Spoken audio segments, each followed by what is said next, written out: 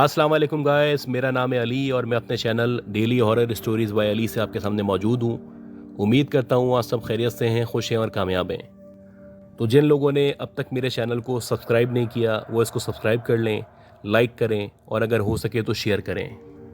हमेशा की तरह एक WhatsApp number, email address share कर रहा हूँ। अगर आप अपनी स्टोरीज़ को शेयर करना चाहते हैं तो यू आर वेलकम। अगर आप वॉइस की सूरत में भेजना चाहते हैं तो कोशिश करें ऐसी जगह पे रिकॉर्ड करें जहाँ पे शोर ना हो, डिस्टॉर्शन ना हो। तो गाइस, आज की जो पहली स्टोरी है ये बहुत ही इंटरेस्टिंग स्टोरी है और ये हमें अफ़ान साहब ने भेजी है। अफ़ान साहब बताते हैं कि इनका जो ताल्लुक़ है वो कराची से है और ये ब्लॉक 13 फेडरल बी एरिया में रहा करते हैं। ये बताते हैं कि ये जो वाक़या है ये अब से तकरीबन 18 से 20 साल पुराना है और उस वक्त नया नया कंप्यूटर आया था। तो हमारे फादर ने भी हमें एक नया कंप्यूटर दिलाया था। हम भी बहुत खुश थे, बहुत एक्साइटेड थे और बहुत ज़्यादा उसमें गाने सुना करते थे, मूवीज़ लगाया करते थे। और इसी तरह हम लोग प्लान करते थे कि हमारे कज़न्स वगैरह आ जाएं या दोस्त आ जाएं तो मिल के मूवी देखेंगे। ये बताते हैं कि शुरू शुरू में तो हम लोग साथ फिल्में वगैरह देखते रहे, गाने सुनते रहे। उसके बाद मेरे अंदर एक अजीब ख्याल आया कि क्यों ना मैं अपना जो एक कंप्यूटर है या ये जो सिस्टम है उसको अपना जो फर्स्ट फ्लोर पे रूम मौजूद है वहाँ पे सेटल कर दूँ।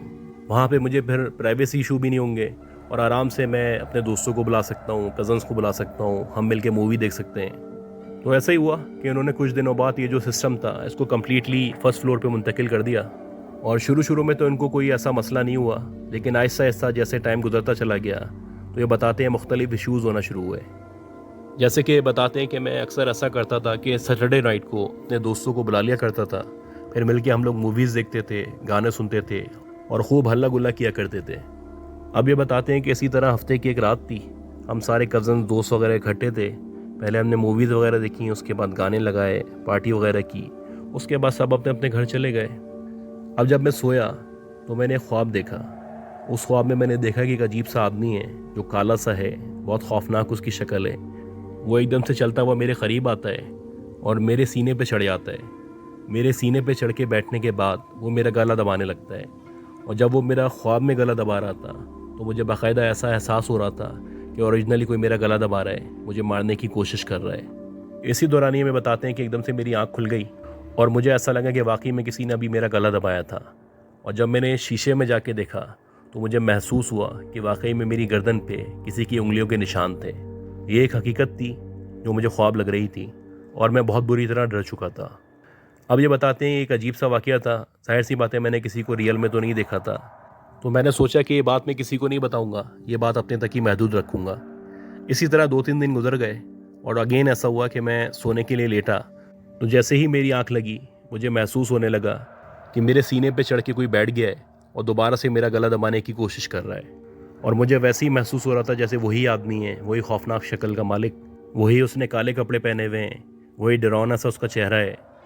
अभी कुछ देर हुई थी कि बाकायदा मुझे ऐसा महसूस होने लगा कि मेरा गला दब रहा है, मेरा दम घुटने लगा है और एकदम से मेरी आंख खुली। और जब मेरी एकदम से आंख खुली तो मैंने देखा कि मेरे बेड के सामने चेयर के ऊपर वही आदमी बैठा हुआ है जिसको मैंने ख्वाब में देखा था, जो मेरा गला दबा रहा था। अब जब मैंने उस आदमी को अपने कमरे में देखा तो मैं बहुत बुरी तरह डर चुका था। पहले तो मेरी समझ नहीं आया कि ये क्या हुआ है, क्या ये ख्वाब था या हकीकत में वो मेरा गला दबा रहा था। अब जब मैं उठ के बैठा तो वो जो आदमी था मुझे देख के मुस्कुराने लगा और कहने लगा कि आज के बाद इस कमरे के अंदर तुम कभी भी नहीं आना, अगर तुम यहाँ पे आओगे तो मैं तुम्हें नहीं छोड़ूंगा। अब ये बताते हैं कि ये कहने के बाद वो जो आदमी था देखते ही देखते गायब हो गया। अब मेरी तो समझ नहीं आया कि मेरे साथ क्या हुआ है। एकदम ऐसा लगने लगा कि मैं नींद के अंदर जा रहा हूँ, गुनूदगी छाने लगी, मेरे होश उड़ चुके थे, मैं नींद बेहोश हो चुका था। ये बताते हैं कि जैसे तैसे करके मैंने जो अपने औसान थे वो बहाल किए और नीचे आया। जब मैं नीचे आया तो मेरी हालत गैर हो चुकी थी। मैंने अपनी अम्मी को सारी बातें बताई तो उन्होंने कहा कि ठीक है, तुम उस कमरे को छोड़ दो, उधर से कंप्यूटर नीचे ले आओ वापस। और मैंने ऐसे ही किया कि वो रूम खाली छोड़ दिया, अपना कंप्यूटर और अपना सिस्टम वगैरह जो भी सेटअप था सारा का सारा नीचे दोबारा कमरे में कर लिया। अब ये बताते हैं कि इनका एक दूर का कज़न है जिसका नाम आसिफ है और वो दूसरे शहर में रहा करता है। तो एक दफ़ा इनकी कज़न जो थी वो आई हुई थी और उन्होंने ये बोला कि अभी जो फर्स्ट फ्लोर है जहाँ पे वो कमरा मौजूद है, जहाँ पे इनको ये आदमी नज़र आया था, उस कमरे के बाहर उस कज़न को आसिफ नज़र आया है। इन्होंने कहा कि भाई वो दूसरे शहर में रहता है, यहाँ कैसे आ सकता है। लेकिन इनकी जो कज़न थी वो बार बार इंसिस्ट कर रही थी कि मैंने अभी ख़ुद अपनी आंखों से आसिफ को यहाँ पे खड़े हुए देखा है। खैर उनके कहने के बाद जब हम लोग ऊपर गए, ऊपर जाके हमने चेक किया तो वहाँ पे कोई मौजूद नहीं था। हम ये समझे कि शायद इनका वहम होगा या इनको ऐसा लग रहा होगा। खैर उसके बाद ये बताते हैं कि 3-4 दिन मज़ीद गुजरे तो जो मेरा भाई था वो अपने दोस्तों के साथ क्रिकेट खेलने गया हुआ था और मुझे नहीं पता था कि वो क्रिकेट खेलने गया हुआ है। अब ये बताते हैं कि मैं अपना काम कर रहा था, काम में बिज़ी था। एकदम से मेरे उसी भाई की आवाज़ आई। ऐसा लगा कि जैसे वो मुझे आवाज़ दे रहा है। बहरहाल पहले तो मैंने इग्नोर कर दिया, मैं अपने काम में बिज़ी रहा। फिर उसकी दोबारा से आवाज़ आई और जब उसकी दोबारा से आवाज़ आई तो मैंने सोचा कि मैं जाके देख लेता हूँ। मैं उठा और बाहर की तरफ आ ही रहा था कि ऐसी दौरानिए में उसकी तीसरी दफ़ा आवाज़ आई और जो उसकी तीसरी दफ़ा आवाज़ आई वो बाकायदा ऐसा लग रहा था कि ऊपर से आई है। और जब मैंने ऊपर की तरफ देखा तो वहाँ पे उसी फ्लोर पे उसी रूम के बाहर मेरा भाई खड़ा हुआ था, मुझे देख रहा था। और जब मैंने उससे पूछा कि तुम मुझे आवाज़ क्यों दे रहे थे, क्या कोई काम है, तो उसने कोई जवाब नहीं दिया। मैंने उससे दोबारा पूछा कि भाई क्या काम है, मुझे आखिर तुमने 3 दफ़ा आवाज़ क्यों दी है। तो इसी दौरानिए में एकदम से पीछे से गेट खुला और जब गेट खुला तो वो बाहर का दरवाज़ा था और जो मेरा भाई मुझे आवाज़ दे रहा था या जो मेरे सामने ऊपर खड़ा हुआ था वो पीछे से एंटर हुआ। जब वो पीछे से एंटर हुआ तो मेरे होश उड़ गए क्योंकि अभी मैंने देखा था कि मेरा भाई ऊपर खड़ा हुआ था, वो मुझे आवाज़ दे रहा था और कुछ ही देर बाद ये गेट से एंटर हो रहा है। खैर जैसे ही गेट से वो एंटर हुआ तो वो जो ऊपर मेरा भाई खड़ा हुआ था या जो मेरे भाई की शक्ल में था वो एकदम से गायब हो गया।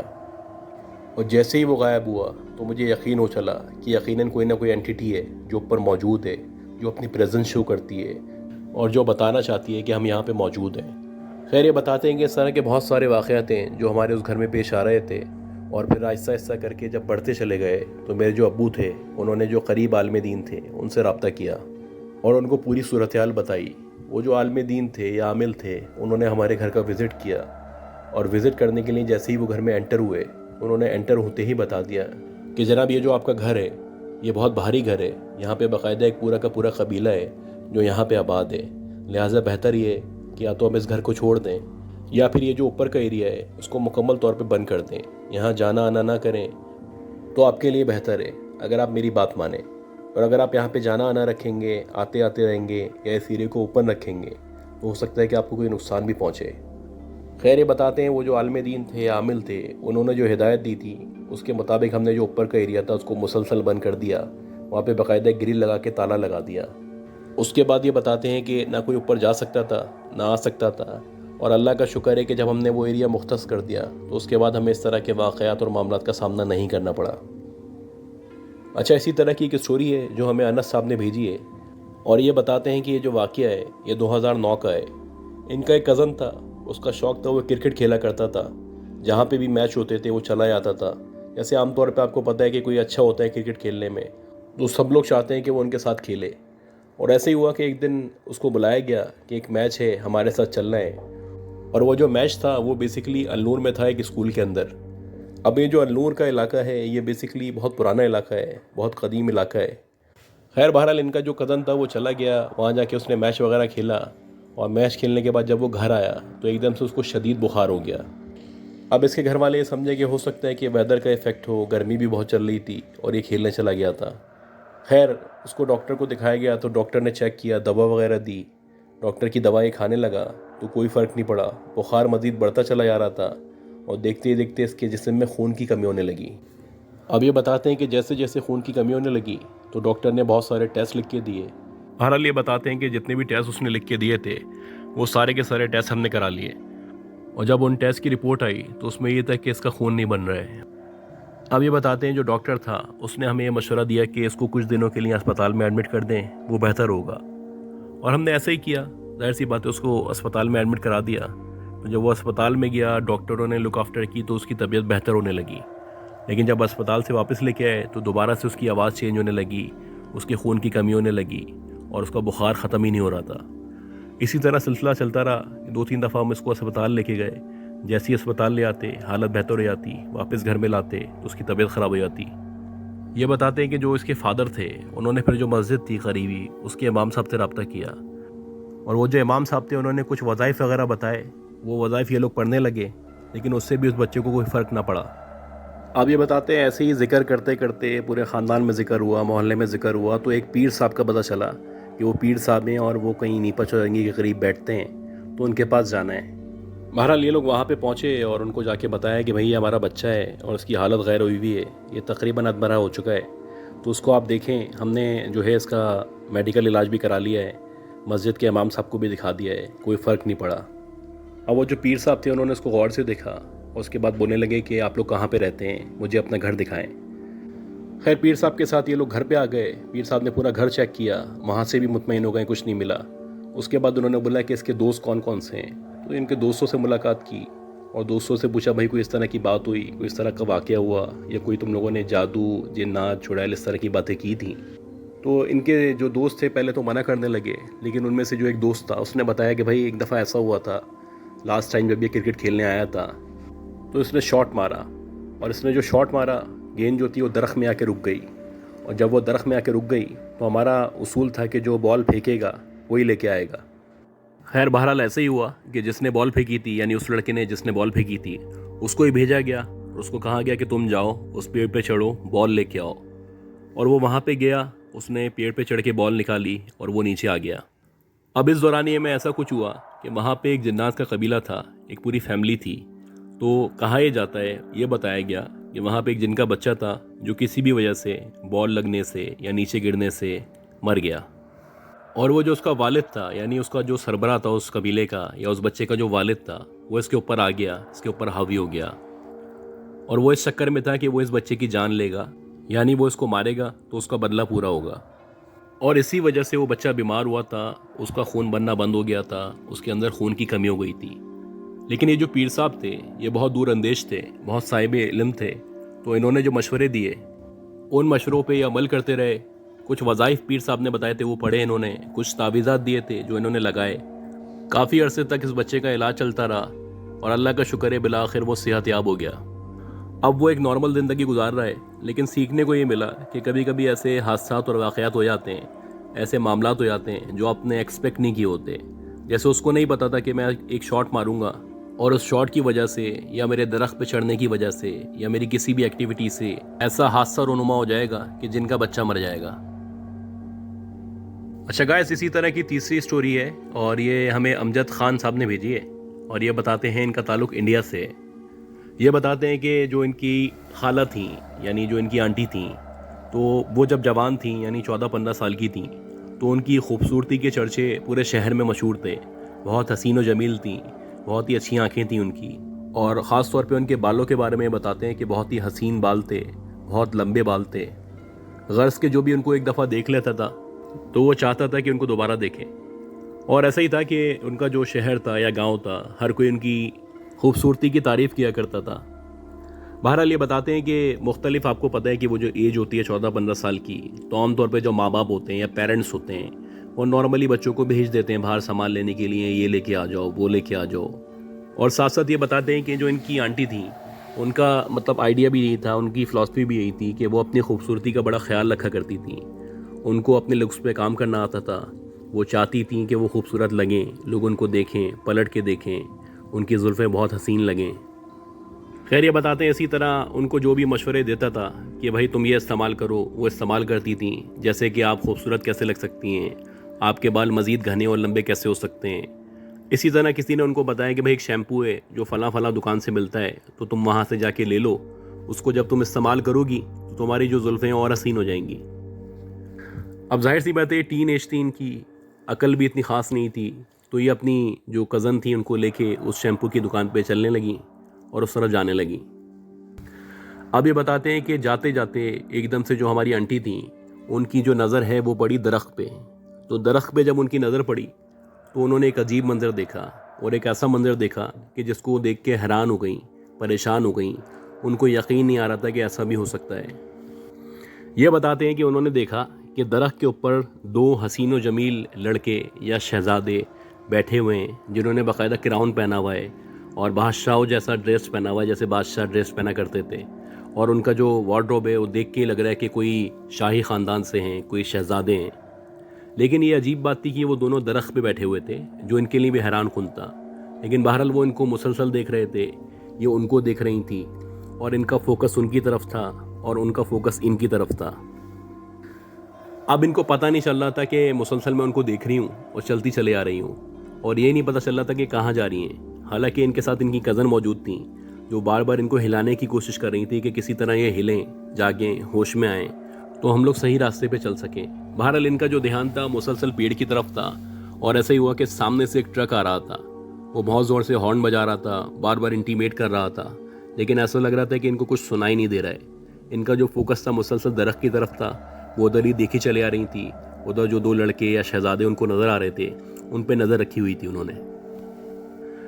अब ये बताते हैं कि काफ़ी देर तक जब वो हॉर्न बजाता रहा तो जो चौकीदार था या वहाँ पे एक बंदा बैठा हुआ था, वो जल्दी से भाग के आया।